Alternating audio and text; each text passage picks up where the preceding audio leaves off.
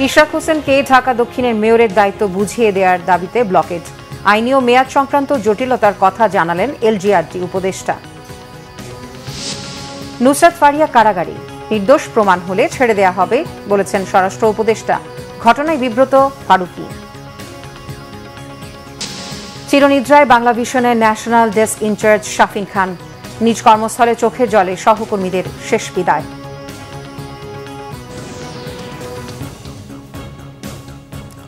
দেখছিলেন ক্রাউন 7 সংবাদ শিরোনাম।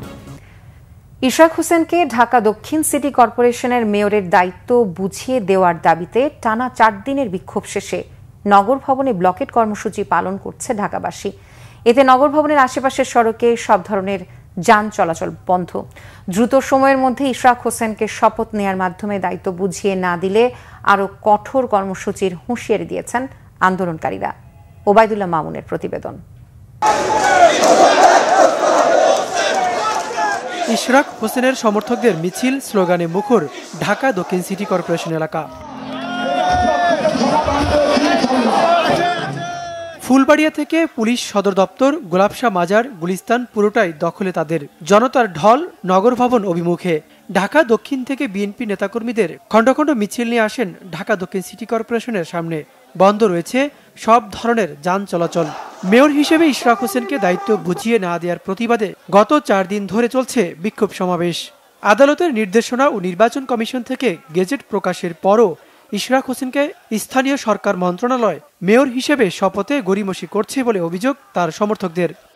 আমরা আশা করব যে আদালতের রায়কে সম্মান দেখিয়ে জনগণের ভোটের অধিকারকে স্বীকৃতি দিয়ে অনতিবিলম্বে শপথের মাধ্যমে তাকে নগরবাসীর সেবা করার সুযোগ দেবে। স্বাভাবিকভাবে তিনি শপথ গ্রহণ করবেন, কিন্তু স্থানীয় সরকার, স্থানীয় উপদেষ্টা, স্থানীয় মন্ত্রণালয়ের উপদেষ্টা আসিফ, তিনি এই শপথের যেই আনুষ্ঠানিক যেইভাবে আপনার আয়োজন করা দরকার তিনি করেন নাই। আমরা ঢাকার ছেলেকে মেয়র হিসেবে দেখতে চাই। আমাদের দল মত নির্বিশেষে আমরা ইশরাককে যোগ্য স্থানে দেখতে চাই। আমাদের সবার একটাই দাবি যে যত তাড়াতাড়ি সম্ভব আমাদের মেয়র ইশরাককে জননেতার ভোটে যে পাশ করেছেন এবং হাইকোর্ট থেকে রায় দিয়েছেন, গেজেট ঘোষণা হয়েছে, তার শপথ ঘোষণা যে পর্যন্ত না করাবে আমরা রাজপথ ছাড়ব না। সকাল গড়িয়ে দুপুর ক্রমেই উত্তাল হতে থাকে নগর ভবনের সম্মুখ ভাগ। সরকার ইশরাক হোসেনকে অবিলম্বে শপথের উদ্যোগ না নিলে ঢাকাকে জনবিচ্ছিন্ন করার হুঁশিয়ারিও উচ্চারণ হয়। শপথ না করায় তাহলে আমরা সারা বাংলাদেশের গেট, ঢাকা যাত্রাবাড়ি 8টা বিভাগের গেট আমরা বন্ধ করে দেব। আমাদের দাবি না নেওয়া পর্যন্ত আমাদের এই কার্যক্রম অব্যাহত থাকবে ইনশাআল্লাহ। যত রকম পায়তারা করে কোনো লাভ হবে না। আমরা ঢাকাবাসী রাস্তায় নেমেছি এবং আমাদের দাবি আদায় না হওয়া পর্যন্ত আমরা রাস্তায় অবস্থান করব ইনশাআল্লাহ। জনগণের ম্যান্ডেট নিয়ে উনি নির্বাচিত হয়েছেন। আমরা চাই অবিলম্বে যাতে মেয়র ইশরাক হোসেনকে ওনার চেয়ারে বসানোর জন্য। গত 27 মার্চ ট্রাইব্যুনালের রায়ে ঢাকা দক্ষিণ সিটির মেয়র হিসেবে শেখ ফজলিনুর তাপসের জয়ের ফলাফল বাতিল করে ইশরাক হোসেনকে মেয়র ঘোষণা করে। 28 এপ্রিল এ বিষয়ে গেজেট প্রকাশ করে নির্বাচন কমিশন। ইশরাক হোসেনকে মেয়র পদের দায়িত্ব বুঝিয়ে দেওয়ার দাবিতে চলমান আন্দোলন কর্মসূচি মঙ্গলবারও চলবে বলে জানিয়েছেন আন্দোলনের সমন্বয়ক। স্থানীয় সরকার উপদেষ্টা জনাব সজীব মাহমুদ সজীব ভুইয়া তিনি একটি বিবৃতি দিয়েছেন। বিবৃতিতে তিনি বলেছেন, মামলা হাইকোর্টে মামলা পেন্ডিং আছে, আদালতের রায় পেন্ডিং থাকায় এটা নিষ্পত্তি করা যাচ্ছে না। ভাইরা, অত্যন্ত মিথ্যা কথা, এটা জাতির সাথে প্রতারণা করা। ওবায়দুল্লাহ মামুন, বাংলা ভিশন, ঢাকা। আইনি ও মেয়াদ সংক্রান্ত জটিলতা থাকায় ইশরাক হোসেনকে মেয়র পদে দায়িত্ব দেওয়ার সিদ্ধান্ত নিতে দেরি হচ্ছে বলে জানিয়েছেন এলজিআরডি উপদেষ্টা আসিফ মাহমুদ সজীব ভুইয়া। আন্দোলনের জন্য জনভোগান্তি তৈরি হচ্ছে উল্লেখ করে তিনি তাদেরকে ধৈর্য ধরার আহ্বান জানান। রাজধানীতে এক অনুষ্ঠান শেষে এসব কথা বলেন এলজিআরডি উপদেষ্টা। জটিলতা আছে সেগুলো আমরা আইন মন্ত্রণালয় থেকে জানতে চেয়েছি যে কি কি ধরনের আইনি জটিলতা আছে কিংবা আছে কিনা, এবং এর বাইরেও মেয়াদ সংক্রান্ত জটিলতা আছে। এর বাইরে আবার আমরা একটা লিগ্যাল নোটিশ পেয়েছি এবং আমাদেরকে বিবাদী করে রিটও করা হয়েছে যাতে শপথ গ্রহণ করতে না দেওয়া হয়। আমরা যতদূর জানি সেটা বিচারাধীন আছে। তো এই সকল ধরনের জটিলতা নিরসন না করে আমরা কোনো সিদ্ধান্তে আসলে যেতে পারছি না। তো রিটের বিষয়টা এবং আইন মন্ত্রণালয়ের মতামত পাওয়া গেলে কোনো ধরনের আইনি জটিলতা না থাকলে শপথ দিতে কোনো অসুবিধা নেই। যারা সেখানে আন্দোলন করছেন আমরা দেখেছি বেশিরভাগই একটি নির্দিষ্ট রাজনৈতিক দলের নেতাকর্মী। আমাদের প্রত্যাশা থাকবে যে নগরবাসীর যে ভোগান্তি এবং ভোগান্তিটা শুধুমাত্র রাস্তা বন্ধ করে দেওয়ার জন্য নয়। আপনারা জানেন যে অনেক রেগুলার অ্যাক্টিভিটিস, রেগুলার কাজ আছে সিটি কর্পোরেশনের, সেগুলো এক ধরনের স্থবিরতা হয়ে আছে। এই ভোগান্তি নিরসনের জন্য ওনারা ধৈর্য দেখাবেন এবং এই যে আইনি জটিলতাগুলো আছে, হাইকোর্টে বিচারাধীন আছে, হাইকোর্টের প্রতিও সম্মান প্রদর্শন করবেন এবং ধৈর্য ধরবেন আর কি। বিএনপি স্থায়ী কমিটির সদস্য নজরুল ইসলাম খান বলেছেন, বিএনপি সংস্কার চায়, তবে বিলম্বিত নির্বাচন চায় না। দ্রুত নির্বাচন না হলে নানা ধরনের সংকট তৈরি হবে। জাতীয় প্রেস ক্লাবে 12 দলীয় জোটের এক অনুষ্ঠানে নজরুল ইসলাম খান এসব কথা বলেন। অবশ্যই আমরা সংস্কার চাই। যেসব সংস্কার প্রয়োজন, যেসব সংস্কার সম্ভব, যেসব সংস্কার ছাড়া একটা সুষ্ঠু অবাধ নিরপেক্ষ নির্বাচন সম্ভব না, এ সবগুলি নিয়ে আমরা করতে চাই। আমরা এটাও চাই যে যত দ্রুত সম্ভব জনগণের ক্ষমতা জনগণের হাতে ফিরিয়ে দেওয়া। অভিনেত্রী নুসরাত ফারিয়ার জামিন নামঞ্জুর করে কারাগারে পাঠানোর আদেশ দিয়েছেন আদালত। এর আগে ভোরে তাকে রাজধানীর ভাটারা থানা থেকে আদালতে নেওয়া হয়। প্রতিবেদন সাপেক্ষে আগামী বৃহস্পতিবার পরবর্তী জামিন শুনানির দিন ধার্য করা হয়েছে। রোববার দুপুরে থাইল্যান্ড যাওয়ার সময় হযরত শাহজালাল আন্তর্জাতিক বিমানবন্দর থেকে নুসরাত ফারিয়াকে আটক করে ইমিগ্রেশন পুলিশ। পরে তাকে ভাটারা থানা পুলিশের কাছে হস্তান্তর করা হয়। পরে থানা থেকে তাকে ডিবি কার্যালয়ে নেওয়া হয়। সেখানে তাকে জিজ্ঞাসাবাদ শেষে জুলাই গণ অভ্যুত্থানের সময় ভাটারা থানার হত্যা চেষ্টা মামলায় গ্রেফতার দেখানো হয়। মুজিব বায়োপিকে শেখ হাসিনার চরিত্রে অভিনয় করেছেন নুসরাত ফারিয়া। তিনি 2015 সালে চলচ্চিত্রে অভিনয় শুরু করেন। এরপর থেকে বাংলাদেশ ও ভারতের কয়েকটি সিনেমায় কাজ করেছেন। এছাড়া মডেলিং ও সঞ্চালনায়ও সক্রিয় তিনি। নুসরাত ফারিয়ার বিরুদ্ধে সুনির্দিষ্ট মামলা থাকায় তাকে আটক করা হচ্ছে। তদন্তে নির্দোষ প্রমাণিত হলে ছেড়ে দেওয়া হবে বলে জানিয়েছেন স্বরাষ্ট্র উপদেষ্টা অবসরপ্রাপ্ত লেফটেন্যান্ট জেনারেল জাহাঙ্গীর আলম চৌধুরী। সচিবালয় ঈদুল আজহা উপলক্ষে আইন শৃঙ্খলা সংক্রান্ত সভা শেষে তিনি এ কথা বলেন। স্বরাষ্ট্র উপদেষ্টা বলেন, কেউ যেন ভোগান্তির শিকার না হয় এজন্য ব্যবস্থা নেওয়া হচ্ছে। কোনো নিরপরাধ ব্যক্তি যেন গ্রেপ্তার না হয় তা নিশ্চিত করা হচ্ছে। জানান, অভিনেত্রী নুসরাত ফারিয়ার বিরুদ্ধে তদন্ত শেষ হয়নি। মামলা আছে কি না তা নয়, বিদেশ যাত্রায় নিষেধাজ্ঞার বিষয়ে একটি নীতি আছে, তা মানা হয়েছে। উপদেষ্টা জানান, গরুর হাটের ভেতরে ট্রাক নিয়ে তারপর পশু নামাতে হবে। আগেই ট্রাকের সামনে ব্যানার দিতে হবে যে কোন হাটে নেওয়া হবে।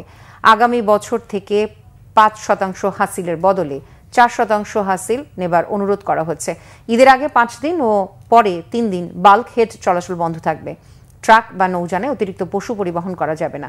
অযৌক্তিক দাবি নিয়ে কেউ সড়কে নামলে আইনশৃঙ্খলা বাহিনী ব্যবস্থা নেবে। সড়ক অবরোধ করে মানুষের ভোগান্তি যেন কেউ না করে সে ব্যাপারেও সতর্ক করে দেন স্বরাষ্ট্র উপদেষ্টা। কেউ যেন ভোগান্তির শিকার না হয় এই জন্য আমরা অবশ্যই ব্যবস্থা নিব। আমরা বলছি শুধু দুষ্কৃতিকারী যেন আইনের আওতায় আসে এবং শাস্তি ভোগ করে, কোনো একটা নিরীহ লোক যেন কোনো অবস্থায় শাস্তি ভোগ যেন না করে, এই ব্যবস্থা আমরা অবশ্যই নিব। না, গতকালে ওনার এগেস্টে তো আমরা ইনভেস্টিগেশন তো শেষ হয় নাই। ইনভেস্টিগেশন শেষ হইলে ইনভেস্টিগেশন শেষ হওয়ার আগে তো বোন আমি বলতে পারবো না যে এখন তার নামে যদি কেস থাকে আপনি কি করবেন।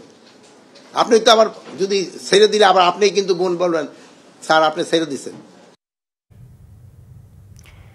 নুসরাত ফারিয়ার গ্রেপ্তার বিব্রতকর একটা ঘটনা হয়ে থাকলো বলে মন্তব্য করেছেন সংস্কৃতি বিষয়ক উপদেষ্টা মোস্তফা সরওয়ার ফারুকী। নিজের ভেরিফাইড ফেসবুক অ্যাকাউন্টে দেওয়া স্ট্যাটাসে এমন মন্তব্য করেছেন উপদেষ্টা। স্ট্যাটাসে তিনি লেখেন, সাধারণত চেষ্টা করেন মন্ত্রণালয়ের কাজের বাইরে কথা না বলতে, কিন্তু নিজের তো একটা পরিচয় আছে। তিনি নিজেও এই ইন্ডাস্ট্রির মানুষ। 2 দিন পরে সেখানেই ফিরে যাবেন। নুসরাত ফারিয়ার গ্রেফতার বিব্রতকর একটি ঘটনা হয়ে থাকলো। সরকারের কাজ জুলাইয়ের প্রকৃত অপরাধীদের বিচার করা। ঢালাও মামলার ক্ষেত্রে সরকারের পরিষ্কার অবস্থান, প্রাথমিক তদন্তে সংশ্লিষ্টতা না থাকলে কাউকে গ্রেফতার করা হবে না এবং সেই নীতি অনুসরণ করা হচ্ছিল। সাবেক রাষ্ট্রপতি আব্দুল হামিদের প্রসঙ্গ টেনে এনে ফারুকী লিখেন, ফারিয়ার বিরুদ্ধে এই মামলা তো অনেকদিন ধরেই ছিল। সরকারের পক্ষ থেকে তদন্ত শেষ হওয়ার আগে গ্রেফতারের কোনো উদ্যোগ নেওয়ার বিষয়ে তার নজরে আসেনি, কিন্তু এয়ারপোর্টে যাওয়ার পরেই এই ঘটনাটি ঘটে। আওয়ামী লীগের সাবেক রাষ্ট্রপতি আব্দুল হামিদের বিদেশ গমনকে কেন্দ্র করে ক্ষোভের পর ওভার নার্ভাসনেস থেকেই হয়তোবা এইসব ঘটনা ঘটে থাকতে পারে বলেও মনে করেন মোস্তফা সরওয়ার ফারুকী। আওয়ামীপন্থী 61 জন আইনজীবীর জামিন স্থগিতের আদেশ বহাল রেখেছে হাইকোর্ট। সেই সাথে 2 সপ্তাহের মধ্যে রুল নিষ্পত্তির নির্দেশও দেন আপিল বিভাগ। সোমবার সকালে জুবাইর রহমান চৌধুরীর নেতৃত্বাধীন 3 বিচারপতির আপিল বিভাগ চেম্বার আদালতের দেওয়া জামিন স্থগিতের আদেশ বহাল রাখেন। এর আগে সরকার বিরোধী আন্দোলনের সময় আইনজীবীদের মারধর ও হত্যা চেষ্টার মামলায় 22 এপ্রিল আওয়ামীপন্থী 61 জন আইনজীবীকে জামিন দেন হাইকোর্ট। বিচারপতি আবু তাহের, মোহাম্মদ সাইফুর রহমান ও বিচারপতি কাজী এবাদত হোসেনের হাইকোর্ট বেঞ্চ তাদের জামিন দেন। পরে জামিন স্থগিত চেয়ে চেম্বার আদালতে আবেদন করে রাষ্ট্রপক্ষ। বৈষম্য বিরোধী আন্দোলনের সময় ঢাকা আইনজীবী সমিতির সদস্যদের উপর হামলা, আইনজীবীদের চেম্বার ভাঙচুর ও হত্যা চেষ্টার অভিযোগে আওয়ামীপন্থী 144 আইনজীবীর বিরুদ্ধে মামলা করা হয়। পরে 115 আইনজীবী উচ্চ আদালত থেকে 8 সপ্তাহের জামিন নেন। বাংলাভিশনের ন্যাশনাল ডেস্ক ইনচার্জ ও জ্যেষ্ঠ বার্তাকক্ষ সম্পাদক শাফিন খান হৃদরোগে আক্রান্ত হয়ে ইন্তেকাল করেছেন। ইন্না লিল্লাহি ওয়া ইন্না ইলাইহি রাজিউন। সকালে হঠাৎ অসুস্থ হয়ে পড়লে তাকে রাজধানীর মগবাজারে Dhaka community college medical college হাসপাতালে নেওয়া হয়। সেখানে কর্তব্যরত চিকিৎসক তাকে মৃত ঘোষণা করেন। শাফিন খানের জন্ম ও বেড়ে ওঠা সাতক্ষীরা শহরের মুনজিদপুরে। স্ত্রী, 1 ছেলে ও 1 মেয়ে নিয়ে ছিল তার সংসার। 19 বছরেরও বেশি সময় ধরে নিষ্ঠার সঙ্গে কাজ করেছেন বাংলাভিশনে। সহকর্মীদের কাছে ছিলেন অত্যন্ত প্রিয়। বাংলাভিশনের জেলা প্রতিনিধি ও স্থানীয় সংবাদদাতাদের কাছেও আস্থার জায়গা ছিলেন তিনি। তার মৃত্যুতে বাংলাভিশন পরিবারের শোকের ছায়া নেমে এসেছে। কর্মস্থল বাংলাভিশন প্রাঙ্গণে চোখের জলে শাফিন খানকে শেষ বিদায় জানান তার দীর্ঘদিনের সহকর্মী, গণমাধ্যম কর্মী ও প্রতিষ্ঠানের কর্মকর্তারা। সেখানে নামাজে জানাজা শেষে পরে খুলনায় নিয়ে যাওয়া হয় শাফিন খানের মরদেহ। সেখানেই তাকে দাফন করা হবে। মোংলা বন্দর সম্প্রসারণ ও আধুনিকায়নের কাজ করবে চীন। এতে বন্দর ঘিরে আশার আলো দেখছেন সকল শ্রেণী পেশার মানুষ। তারা বলছেন, চীনের আর্থিক ও কারিগরি সহায়তায় বদলে যাবে এই অঞ্চলের অর্থনৈতিক দৃশ্যপট। বাণিজ্যের নতুন দিগন্ত উন্মোচন হবে দেশের দক্ষিণ পশ্চিমাঞ্চলে। মোংলা প্রতিনিধি জসিমউদ্দিনের তথ্য ছবিতে একটি ডেস্ক রিপোর্ট। জেটি সংকট, নদীর গভীরতা হ্রাস, আধুনিক অবকাঠামোর অভাবসহ নানাভাবে পিছিয়ে মোংলা বন্দর।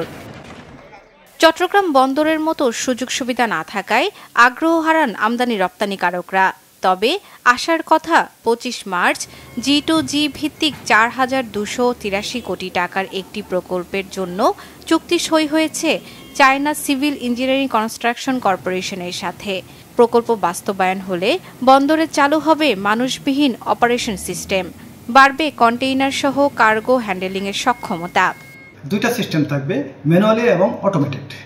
তো এই প্রকল্পটা বাস্তবায়ন করলে মূলত আমরা বছরে প্রায় 4 লক্ষ টিউস কন্টেইনার হ্যান্ডেলিং এর ফ্যাসিলিটি তৈরি হবে এখানে। এটাই হবে বাংলাদেশের প্রথম অটোমেটেড কন্টেইনার হ্যান্ডেলিং সিস্টেম।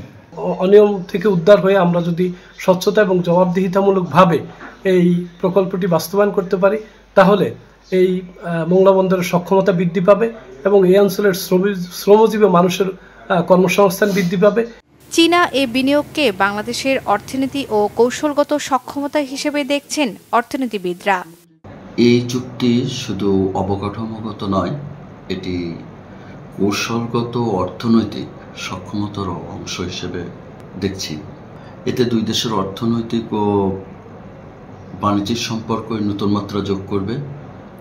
এছাড়া উপকূলীয় অঞ্চলে আধুনিক বাণিজ্য অবকাঠামো গড়ে ওঠার সম্ভাবনা বাড়বে। মোংলা বন্দরের 5টি জেটিতে আছে 22টি নোঙ্গর পয়েন্ট, যেখানে একসাথে ভিড়তে পারে 47টি জাহাজ। প্রকল্প শেষ হলে এই সক্ষমতা বহুগুণে বেড়ে যাবে বলেছেন সংশ্লিষ্টরা। Bangla Vision news desk. আওয়ামী লীগ সরকারকে চোরতন্ত্র আখ্যা দিয়ে সেন্টার ফর পলিসি ডায়ালগ সিপিডির সম্মানীয় ফেলো ডক্টর দেবপ্রিয় ভট্টাচার্য বলেছেন, ব্যবসায়ীরা এখন চুপচাপ আর আমলারা আছেন বহাল তবিয়াতে। রাজধানীর একটি হোটেলে এসডিজি বাস্তবায়নে নাগরিক প্ল্যাটফর্ম আয়োজিত আগামী বাজেট নিয়ে আলোচনা সভায় তিনি কথা বলেন। ডক্টর দেবপ্রিয় ভট্টাচার্য বলেন, এই সরকারের মধ্যমেয়াদী কোনো পরিকল্পনা নেই। আগের সরকারের ফিসক্যাল কাঠামোর উপর দাঁড়িয়েই আসছে নতুন বাজেট প্রণয়নের ক্ষেত্রে বিভিন্ন পর্যায়ে সবার সাথে যে আলোচনা করা দরকার ছিল সরকারের পক্ষ থেকে তা দেখা যায়নি। চলতি অর্থবছরে জিডিপি প্রবৃদ্ধি 4% এবং করভিত্তিক জিডিপি অনুপাত 10%-এর নিচে থাকবে বলেও মনে করেন তিনি। অর্থনৈতিক সংস্কারে সরকারের সমন্বয়, স্বচ্ছতা ও সহযোগিতার অভাব রয়েছে বলেও মন্তব্য করেন দেবপ্রিয়। বৈঠকে সিপিডি সম্মানীয় ফেলো ডক্টর মোস্তাফিজুর রহমান বলেন, পাচার করা অর্থের আকার অনেক বড়, সেটিকে ফেরত আনতে সর্বোচ্চ গুরুত্ব দিতে হবে বলেও মন্তব্য তার। আশুলিয়ায় সরকারি খালের দূষণ ও অব্যবস্থাপনায় দুর্বিষহ হয়ে উঠেছে স্থানীয় জনজীবন। জামগড়া এলাকায় খালটির দূষণ ও বর্জ্য পানির গন্ধে অসহনীয় দুর্ভোগ কয়েক লাখ মানুষের। এমন পরিস্থিতি থেকে রক্ষায় নেই কোনো উদ্যোগ। তবে দুর্ভোগ লাঘবে দ্রুত প্রতিকারের ব্যবস্থা নেওয়া হবে বলে জানিয়েছে স্থানীয় প্রশাসন। আশুলিয়া প্রতিনিধি শেফালি মিতুর রিপোর্টে বিস্তারিত। এটি আশুলিয়ার জামগড়া এলাকার করুণ দুর্ভোগের দৃশ্য। প্রচণ্ড খরতাপ চললেও দেখলে মনে হয় এখন যেন বর্ষাকাল। এমন দৃশ্য প্রতিদিনের। এই এলাকার পানি নিষ্কাশনের একমাত্র পথ সরকারি নয়নজুলি এই খালটি। দখলদার ও ভূমিদস্যু চক্র দখল করে বহুতল ভবনসহ নানা রকম স্থাপনা ও বাড়িঘর তৈরি করায় এমন ভোগান্তির সৃষ্টি। একসময় এই খালের পানি সেচ সহ নানা কাজে ব্যবহার হতো। শিল্প কারখানা তৈরির পর বিভিন্ন কলকারখানা, ছোট বড় সব প্রতিষ্ঠান ও বাসাবাড়ির পানি নামতো এই খালটি দিয়েই। অস্তিত্ব হারানো খালটির কারণে বৃষ্টি হলেই কোমর পানিতে ডুবে থাকে পুরো এলাকা। সড়ক মহাসড়ক পানিতে থই থই করে। এমন ভোগান্তিতে অতিষ্ঠ স্থানীয়রা। খোদ কারখানা মালিকরাই এর প্রতিকার চান। রাস্তাঘাট চলাচলের সময় এত কষ্ট হয় যে সকালে এখান দিয়ে একজন মানুষ সুস্থভাবে হাঁটে যেতে পারে না। আর আমরা যখন এই পানিটা পাড়ায় যাই তখন পায়ে চুলকানো সৃষ্টি হয়, এতে আমরা অসুস্থ হয়ে পড়ে যাই। এটার কারণে প্রতিদিন রাস্তাঘাটে জ্যাম হয়, আর জ্যামের কারণে প্রতিটা দিনই আমাদেরকে ভোগান্তি পোহাতে হয়। 19 বছর থেকে আমি এই ড্রেনটা শুনতেছি, আজ ঠিক হবে, কাল ঠিক হবে, সুমন ভূঁইয়া ঠিক করবে, এইভাবেই চলছে। এই খালের যে মুখটা সেটা প্রীতি গ্রুপ একটা কোম্পানি আছে, তারা বন্ধ করে রাখছে, যার কারণে এই দুর্ভোগ আরো বহুগুণ বৃদ্ধি পাইছে। কিছুদিন আগে জামগড়া মেইন রাস্তায় একটা লেগুনা পরে এই পানিতে 2 জন নিহত পর্যন্ত হয়েছে। এটি বিভিন্ন জনে দখল করে রাখছে, কেউ বাসাবাড়ি, কেউ ফ্যাক্টরিতে দখল করে রাখছে, কারণ এই দখল মুক্ত তো সাধারণ মানুষের পক্ষে সম্ভব না। তবে জনসাধারণের দুর্ভোগ লাঘবে দ্রুত ব্যবস্থা নেওয়ার কথা জানায় প্রশাসন। সাভার সহ যেসব নদীগুলো রয়েছে, অবৈধ খালগুলো রয়েছে, সেগুলো হলো যে আমরা উদ্ধার করব। আমাদের পক্ষ থেকে একটা সাস্টেনেবল ওয়ার্ক আমরা করতে চাই, সেই কারণে সকল শ্রেণী পেশা এবং যত স্টেক হোল্ডার আছে সকলের সহযোগিতা কামনা করছে। এভাবে চলতে থাকলে অচিরেই শিল্পাঞ্চলটি হুমকির মুখে পড়ার আশঙ্কা করছেন পরিবেশ বিজ্ঞানীরা। সরকার এই অঞ্চলে একটি সমন্বিত উন্নয়ন প্রকল্প হাতে নেবে, যার মধ্য দিয়ে ল্যান্ড ইউজ প্ল্যানটাকে ঢেলে সাজাবে। আমি মনে করি এই ইপিজেড সহ এখানে জনপদের যে সকল প্রতিষ্ঠান আছে সেই প্রতিষ্ঠানগুলি একসময় কার্যক্ষমতা হারিয়ে ফেলবে অথবা বসবাসের অনুপযোগী হয়ে যাবে যদি এখনই ব্যবস্থা না নিই। কেমিক্যাল মিশ্রিত বিষাক্ত বর্জ্যের অভিশাপ মুক্ত হবার আকুতি গোটা এলাকাবাসীর।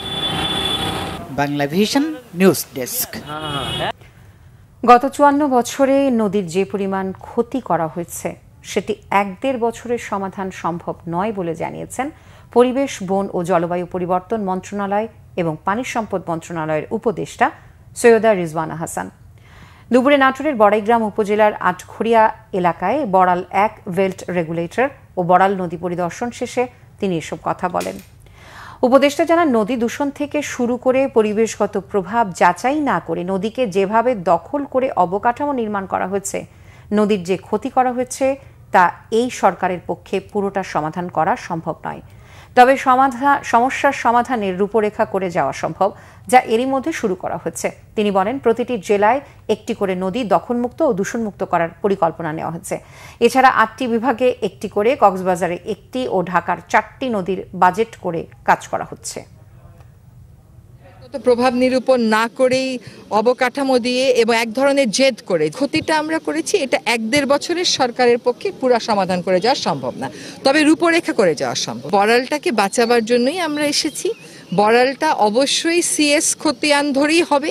যদি কোনো কারণে নদীর স্বাভাবিক প্রবাহ সিএস থেকে সরে যায় তখন আরএস এবং বিএস এর প্রশ্ন।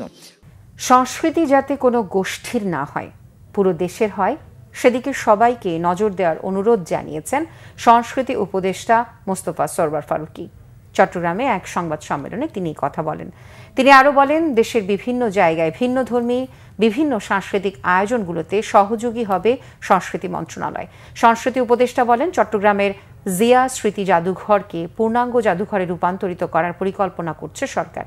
এ বিষয়ে শীঘ্রই কাজ শুরু করা হবে। তিনি বলেন, আগামী বছর থেকে চট্টগ্রামের জব্বারের বলি খেলা ও সাম্পান বাইচ উৎসবে পৃষ্ঠপোষকতা দেবে সংস্কৃতি মন্ত্রণালয়। জাতীয়ভাবে এই উৎসবগুলো পালনে পুরোপুরি সহযোগিতা করা হবে বলেও জানান তিনি। এছাড়া জাতিতাত্ত্বিক জাদুঘর, শিল্পকলা একাডেমি সহ বিভিন্ন সাংস্কৃতিক স্থাপনার উন্নয়নে পদক্ষেপ নেওয়ার কথাও জানান তিনি। শিক্ষককে মারধরের অভিযোগ ও ঘটনার প্রতিবাদে শাহজালাল বিজ্ঞান ও প্রযুক্তি বিশ্ববিদ্যালয়ের শিক্ষার্থীরা সড়ক অবরোধ করে বিক্ষোভ করেছে। রাত 11টা থেকে তারা সিলেট সুনামগঞ্জ সড়কে অবরোধ করে বিক্ষোভ করতে থাকে। এর আগে তারা ক্যাম্পাস ও সড়কে খণ্ড খণ্ড মিছিল করে। রাত 9:30টার দিকে বিশ্ববিদ্যালয়ের পেট্রোলিয়াম ও খনিজ প্রকৌশল বিভাগের অধ্যাপক শফিকুল ইসলাম নগরীর আখালিয়া এলাকা দিয়ে যাচ্ছিলেন। এ সময় একটি মোটরসাইকেল গিয়ে শফিকুল ইসলামকে বহনকারী প্রাইভেট কারে ধাক্কা দেয়। এতে প্রতিবাদ করায় মোটরসাইকেলে থাকা যুবকরা ওই শিক্ষককে মারধর করেন। খবর পেয়ে রাতে ওই এলাকায় যান বিশ্ববিদ্যালয়ের শিক্ষার্থীরা।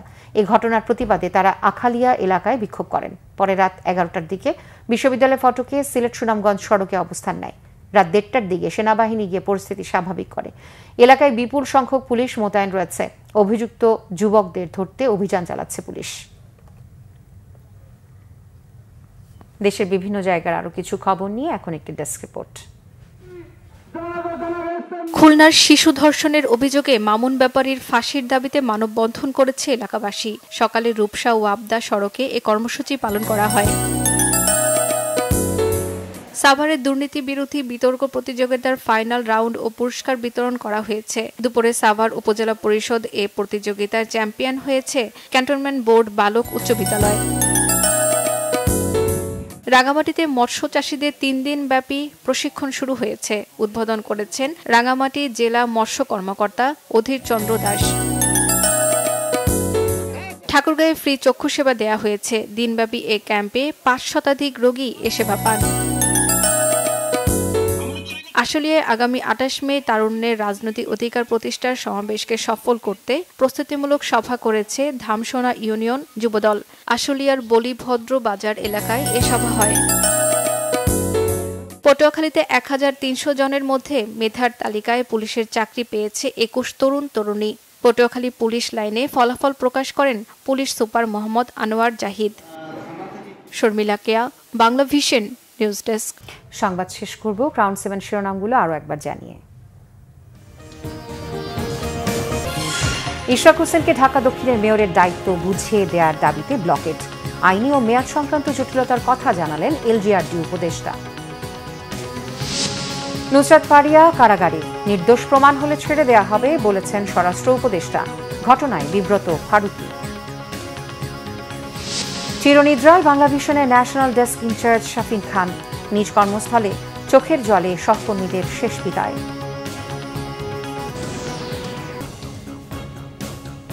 এই ছিল এখনকার মতো। পরের সংবাদ সন্ধ্যা 7:30টায় দেখার আমন্ত্রণ রইল। এছাড়া বাংলা ভিশন সংবাদ ও সংবাদ সংশ্লিষ্ট অনুষ্ঠান দেখতে ভিজিট করুন www.bbnews24.com ও facebook.com/banglavishnnews এবং সাবস্ক্রাইব করুন youtube.com/banglavishnnews। এতক্ষণ সাথে থাকার জন্য ধন্যবাদ সবাইকে।